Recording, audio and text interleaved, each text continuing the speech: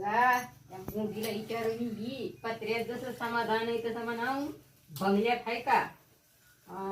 ज्या विचारून मी कष्टाचीच भाजी भाकर बरी बाबा. हा आमचं नसतं पचत. कष्टाची भाकर जशी समाधान देती जीवाला शांतता तशी आरामची देत नाही बाबा. हे रामकृष्ण.